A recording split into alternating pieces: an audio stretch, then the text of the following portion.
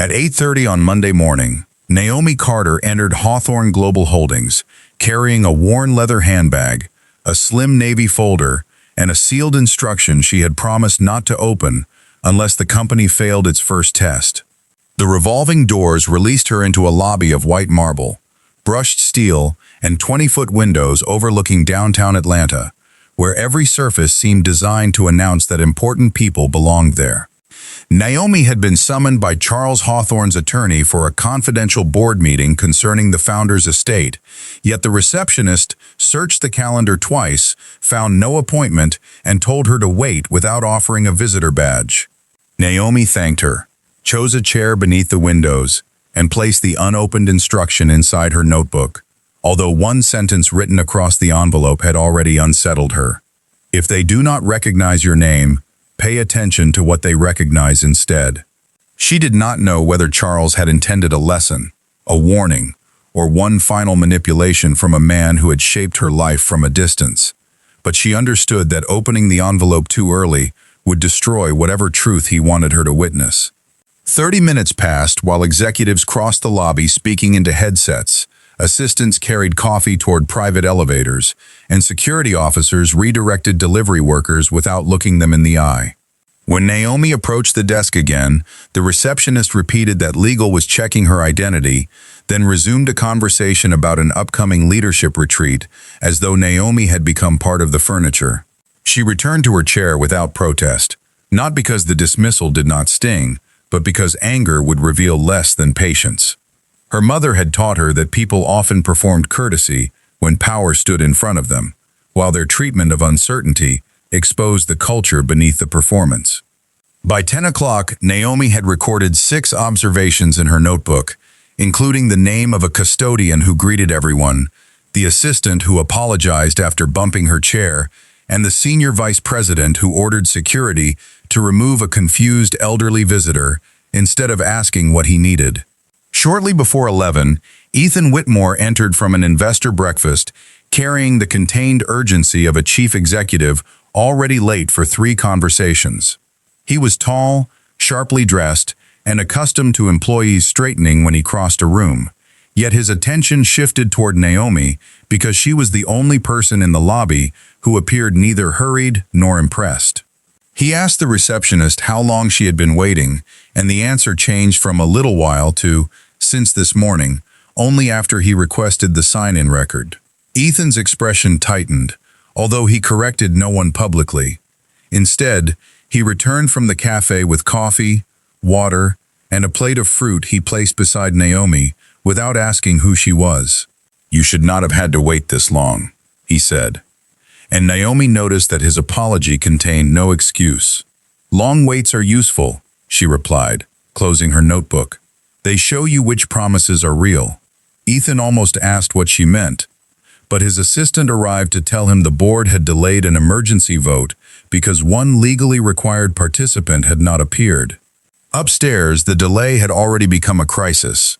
Hawthorne Global was hours away from approving the acquisition of Northbridge Systems, a regional technology company whose workforce would be reduced by nearly a third after consolidation, and several directors had tied their compensation to closing before the quarter ended. Harold Bennett, Charles Hawthorne's longtime attorney, refused to begin because the succession documents required the presence of an unnamed beneficiary. Victor Lang, the board's most influential director, insisted the beneficiary was either confused, unqualified, or deliberately obstructive, then quietly instructed his assistant to verify whether any unfamiliar visitor had entered the building. The assistant returned with Naomi's name, but Victor recognized Carter from an old private memorandum and ordered reception to keep her downstairs until he could determine what Charles had intended. He believed an unknown woman with no corporate title could be managed more easily after the acquisition became irreversible. Naomi remained unaware of Victor's order, although the atmosphere around the desk had begun changing in ways she could feel. The receptionist stopped meeting her eyes, security watched her handbag, and 2 employees whispered after reading something on a screen. Ethan returned from the elevator and asked whether legal had resolved the issue, but before anyone answered, Harold emerged from the private lift carrying a leather portfolio and the expression of a man who had finally discovered why a locked door would not open. His gaze found Naomi immediately, then shifted toward the receptionist with restrained disbelief. "Miss Carter," he said, crossing the lobby while every nearby conversation softened. "I was told you had not arrived." Naomi rose slowly, understanding that the company's failure had not been accidental. Harold apologized and invited her upstairs, but she looked first toward Ethan, who seemed as surprised as everyone else. "Before we go," she said, "I would like the security footage from this lobby, preserved from 8:15 onward." Harold's expression changed, because her request meant she had already recognized the possibility of interference. Victor, watching through the boardroom's live security feed, realized the woman he had tried to delay had begun investigating him before she even knew what she had inherited. The private elevator carried Naomi, Harold, and Ethan upward through 42 floors of silence, while the sealed instruction inside her notebook seemed heavier than the legal portfolio in Harold's hands. He explained that the board had been waiting for a beneficiary named in Charles Hawthorne's final succession plan, but he did not reveal the beneficiary's rights because the documents required disclosure inside the boardroom. Ethan's jaw tightened as the implication became clear, although Naomi did not accuse anyone yet.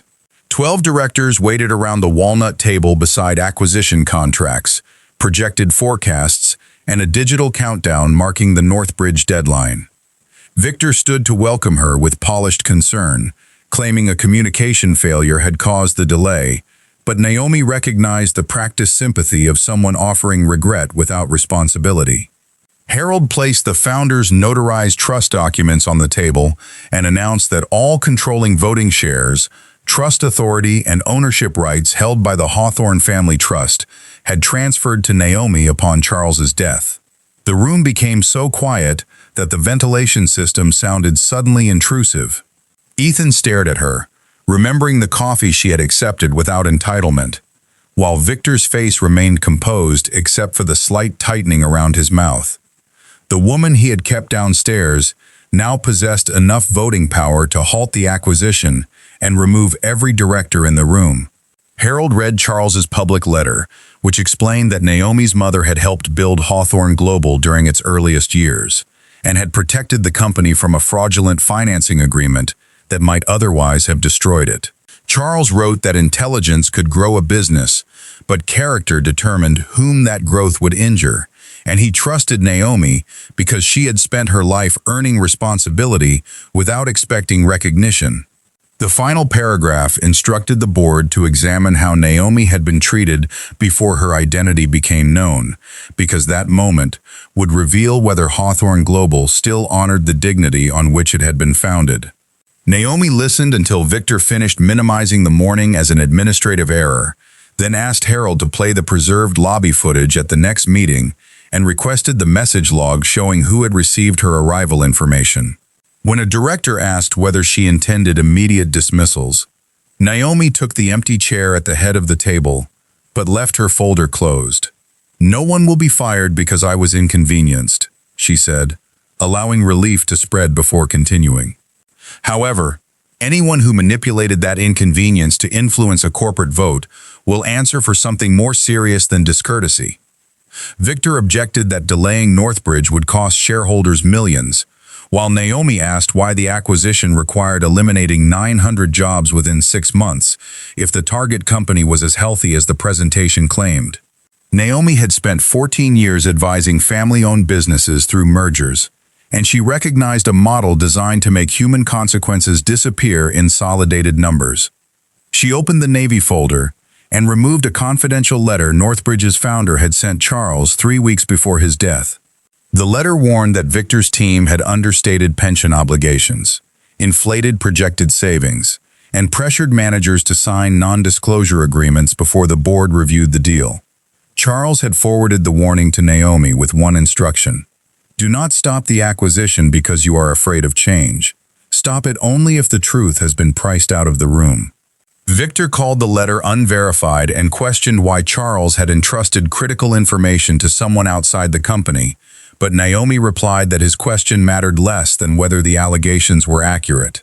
She suspended the vote for 72 hours, ordered an independent audit, and required that Northbridge employee representatives address the board directly. After the meeting, Ethan followed Naomi into the corridor and admitted that he had supported the acquisition because the models appeared sound. She did not accuse him of negligence, which made his discomfort sharper.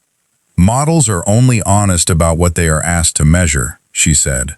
"Who decided that loyalty, disruption, and family stability were not material costs?"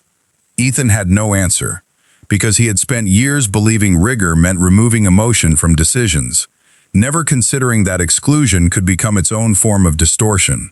He offered to help her examine the operating data, and Naomi agreed under one condition: he would not protect her from resistance or protect the board from consequences. Before leaving the executive floor, Harold gave Naomi the sealed instruction Charles had ordered her to open only after the company failed its first test. Inside was a single handwritten page describing a second test far more dangerous than the first. Charles believed someone inside Hawthorne Global had used charitable subsidiaries to conceal payments connected to acquisitions, and he had hidden the proof inside a file accessible only through the founder's original records. The page named no suspect, but it warned that the person responsible would attempt to discredit Naomi before allowing her to reach the evidence. At the bottom, Charles had written one final sentence: "The first person who tells you the company cannot survive the truth is the person most invested in the lie." By Tuesday morning, an anonymous report had reached 3 financial news outlets claiming Naomi inherited Hawthorne Global through a secret personal relationship with Charles and lacked any experience managing a public company. The report included photographs of her entering Harold's office years earlier, selective excerpts from trust documents, and a false suggestion that Charles had hidden her existence from his family for improper reasons. Hawthorne's stock fell 6% before the opening bell. Employees gathered around phones, and reporters filled the sidewalk outside headquarters. Victor requested an emergency board meeting to protect the company from reputational damage, presenting himself as a reluctant guardian rather than the likely source of the leak. Naomi understood immediately why Charles had warned her about discrediting, but suspicion was not proof, and accusing Victor too soon would let him transform accountability into a personal feud. She entered the lobby through the public doors rather than the private garage, where cameras called her name and demanded to know whether she had manipulated a dying man. Ethan moved toward her instinctively, but Naomi raised one hand and answered only that the trust documents, her professional history, and Charles's succession process would be released through independent counsel. She refused to describe her mother's private life for public consumption, explaining that a woman's dignity should not become collateral merely because powerful people feared her daughter. "You do not have to prove you are untouched by this," Ethan told her privately inside the elevator. "You only have to decide what deserves an answer." Naomi looked at him with gratitude, then asked whether he was prepared to lose his position if the investigation reached the executive office. Ethan replied that he was more afraid of keeping a position built on information he had chosen not to examine. The independent audit uncovered discrepancies within hours. Northbridge's projected savings depended upon transferring pension liabilities into a non-profit workforce foundation controlled by a Hawthorne subsidiary, a structure that appeared charitable while moving risk away from the acquisition balance sheet. Several payments from that foundation had gone to consulting firms with no employees, and one firm shared an address with Victor's brother-in-law. Ethan traced approval chains, showing that his electronic signature appeared on 2 transfers, although he had never reviewed them personally because Victor's committee bundled them into routine authorizations.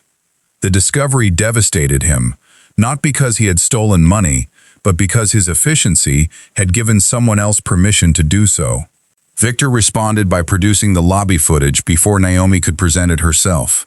The edited clip showed her refusing to identify her purpose, calmly waiting for hours, and requesting security records after Harold arrived, creating the impression that she had staged a humiliation test to justify taking control.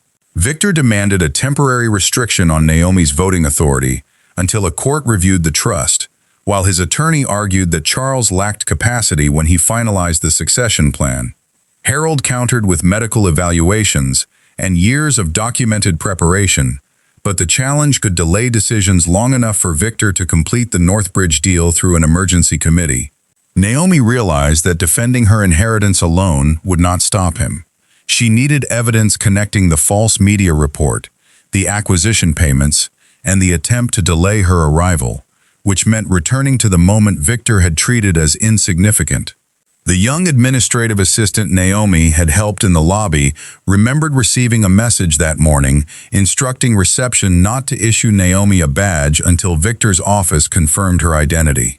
The receptionist initially denied seeing such a message, then admitted Victor's assistant had telephoned and warned that Naomi might be an activist attempting to disrupt the board meeting. Security logs showed Victor had viewed the live lobby feed repeatedly while telling Harold the beneficiary had not arrived.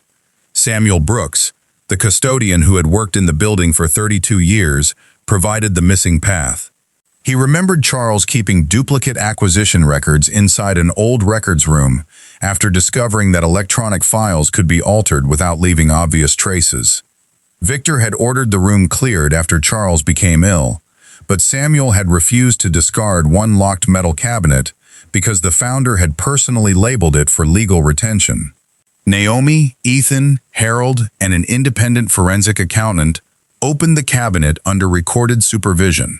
Inside were original invoices, handwritten review notes, and a flash drive containing Charles's interview with a former finance manager who described Victor's payment scheme in detail.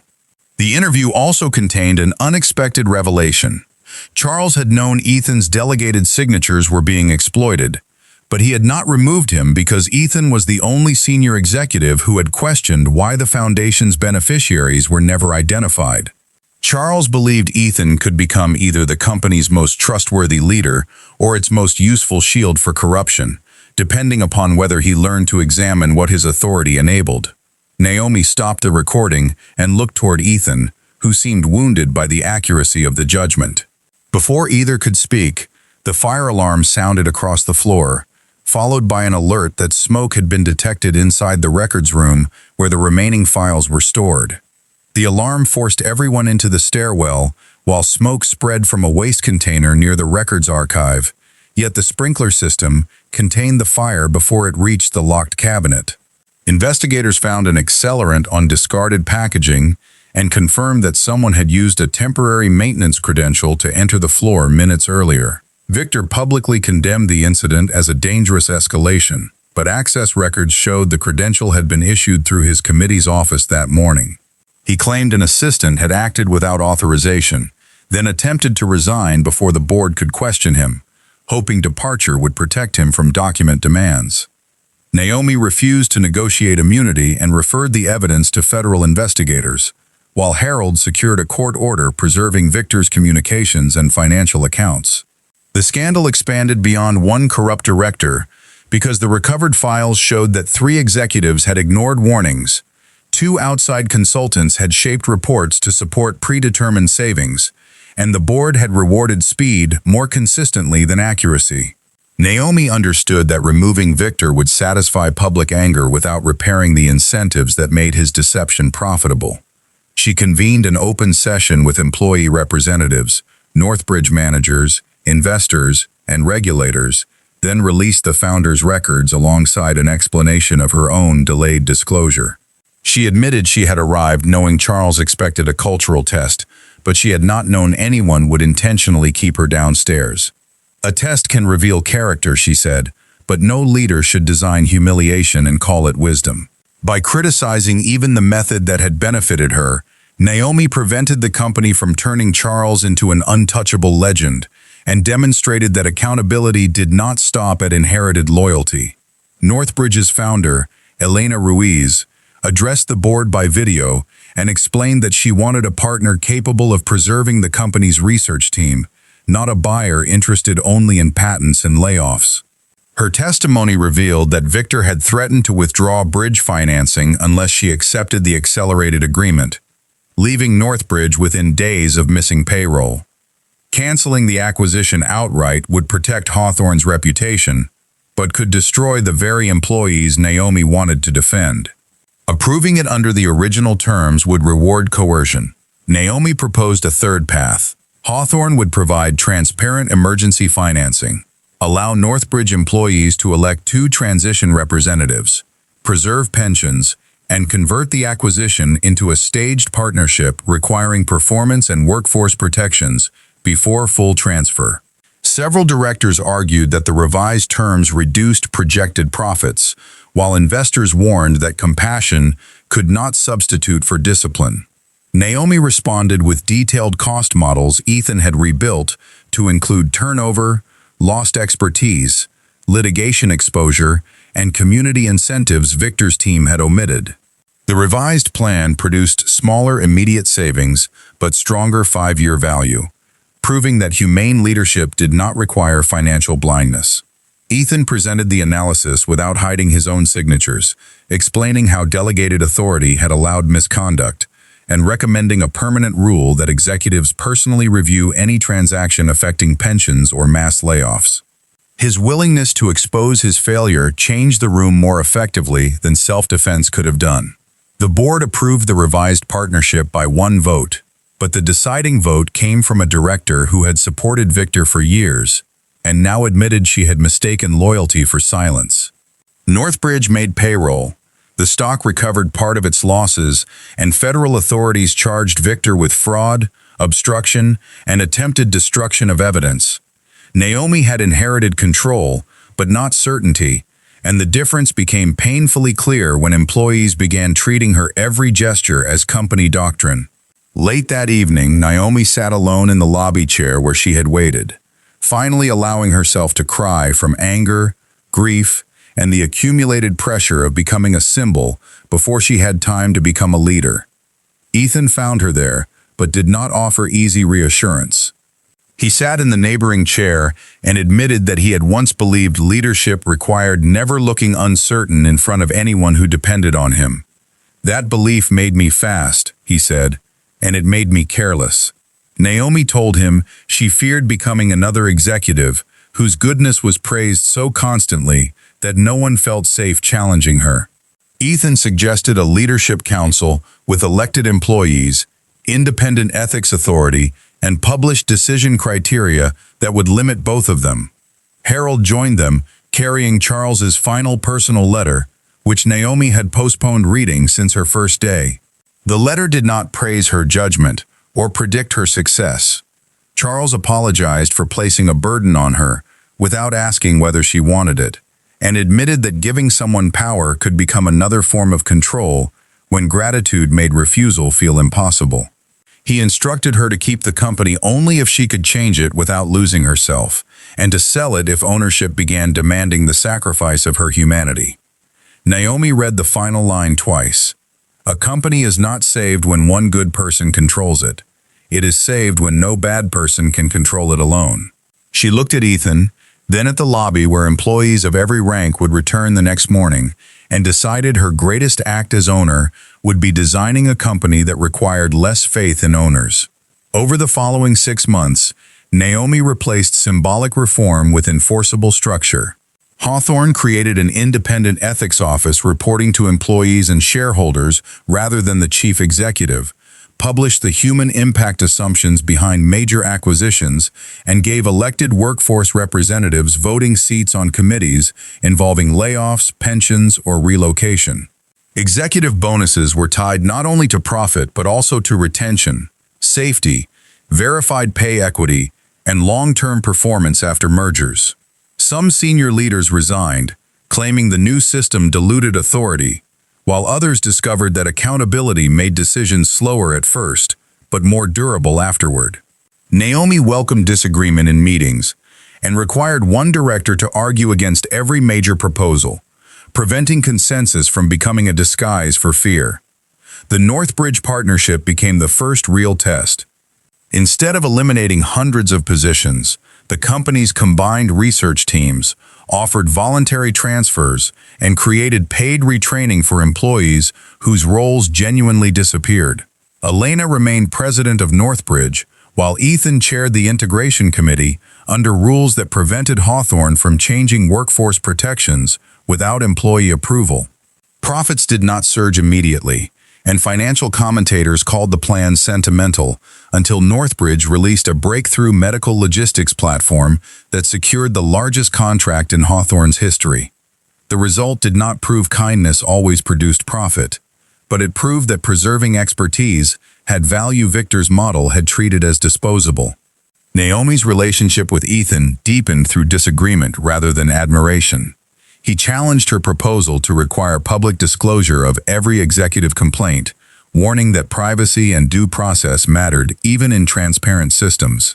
She challenged his instinct to solve operational problems before asking frontline employees whether the problem had been defined correctly.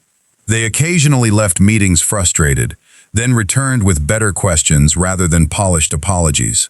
Their trust grew because neither required the other to remain impressive. One evening, after a 12-hour negotiation, Ethan invited Naomi to dinner without discussing business, ownership, or Charles's legacy. She accepted only after asking whether he was inviting his board chair or the woman who had once corrected a printer in his lobby. "The woman who made me realize I had walked through my own company for years without seeing half of it," he answered. Naomi smiled, but warned that admiration could become another pedestal, and she had no intention of living on one. Ethan replied that he wanted a relationship in which both of them were allowed to be wrong before they became wise. Their first dinner ended without declarations, yet the quiet ease between them carried more promise than any dramatic confession. The company's anniversary approached, while public relations proposed a celebration centered on Naomi's transformation of Hawthorne Global. She rejected the campaign because it converted collective work into a heroic narrative and risked teaching employees that change depended upon exceptional ownership. Instead, she approved an annual unseen work gathering, recognizing people whose contributions rarely appeared in executive reports. Receptionists nominated engineers, engineers nominated custodians, managers nominated assistants, and employees wrote letters describing moments when someone had protected another person's dignity without expecting attention. Samuel received the first award after colleagues revealed that he had preserved Charles's cabinet despite pressure to discard it, though he insisted the recognition belonged equally to every worker who followed procedure when shortcuts would have been easier. A week before the event, the receptionist who had kept Naomi waiting requested a private meeting. Her name was Claire, and she had spent months believing she would eventually be dismissed once the scandal faded. She admitted that Victor's assistant had frightened her with warnings about an activist, but also acknowledged that fear did not excuse the coldness with which she treated Naomi. "I followed the instruction," Claire said. "Then I added my own indifference." Naomi appreciated the distinction because genuine accountability rarely arrived wrapped in self-forgiveness. Claire had since redesigned visitor protocols, trained new reception staff, and created an escalation system, ensuring no person could be left waiting without named responsibility. Naomi did not absolve her with a comforting speech. She told Claire that repair became credible when it continued after shame stopped being visible. On the morning of the anniversary, Harold informed Naomi that federal prosecutors had negotiated Victor's guilty plea in exchange for testimony against the consultants who helped manipulate the acquisitions.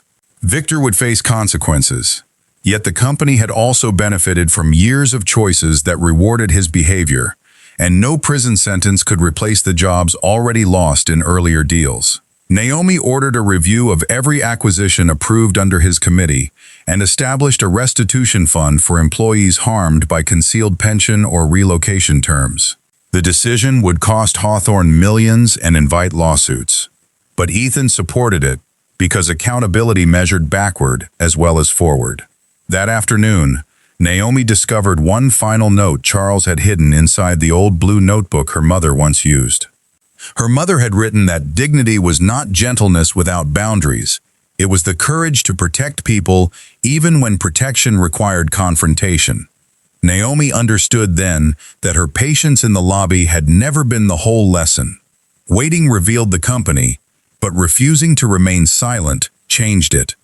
The anniversary gathering would not celebrate the woman who endured invisibility. It would celebrate everyone who had learned to make invisibility impossible. The headquarters atrium filled the next morning without reserved seating, executive sections, or a stage large enough to separate leadership from everyone else. Receptionists stood beside directors. Northbridge engineers spoke with security officers, and former employees invited through the restitution review joined current teams beneath a simple banner reading, "The work we notice shapes the company we become." Naomi remained near the back until Samuel called her forward, not to occupy Charles's ceremonial chair, but to return it to the lobby where visitors could use it. The gesture drew warm laughter, because the chair had once symbolized authority, yet its most honest purpose was simply giving someone a place to sit. Harold described the year without hiding the scandal, the attempted obstruction, or the company's early resistance to reform. Claire spoke next and recounted how easily fear had become indifference when Naomi arrived without visible status. She did not ask the audience to forgive her. She explained the systems built to ensure another receptionist would never face pressure to ignore a visitor without documentation and review. Ethan then presented the results of the Northbridge partnership, including preserved pensions, lower turnover, stronger revenue, and the names of employee representatives who had shaped every major decision. He credited Naomi for forcing the company to measure what its spreadsheets once excluded, while Naomi interrupted gently and reminded the room that systems mattered precisely because praise could not be allowed to replace oversight.